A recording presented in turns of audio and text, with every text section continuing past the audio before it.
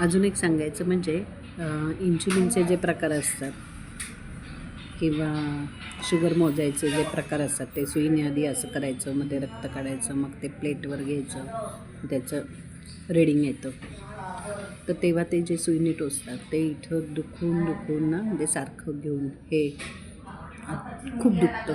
आणि मी पाहिलं, मी दवाखान्यातनं घरी आले तेव्हा असं काही काम करताना इथं काही लागून देत नाही मग सारखं शुगर चेक करून.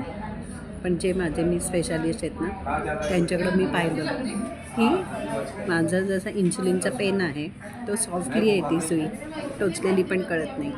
तर तसंच त्यांचं ते सुई टोचण्यापेक्षा तो पेन आहे की त्यांनी असं पटकन हे केलं की एक ड्रॉप येतो आणि खरंच टोचलं जात नाही.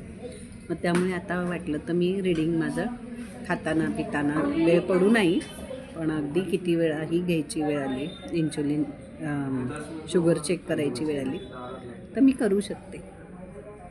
छान आहे तो पेन, पण मी घेऊन ठेवणार आहे तो. खरंच आहे, उपयोगी आहे. पण किती दिवस चालतो माहिती नाही, म्हणजे ते पण विचारून घ्यायला पाहिजे. पण छान आहे, माझ्या इन्शुलिनसारखाच आहे, त्यामुळे माझं इन्शुलिन ते छान आहे.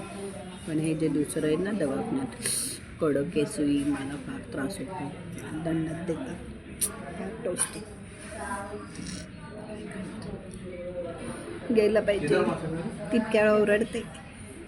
साधं बी पी चेक करताना सुद्धा माझा हा दंड दुखून सारखं ते टाईट करतात, पंपिंग करतात, तेवढे घट्ट होतं. खूप दंड दुखतो आहे.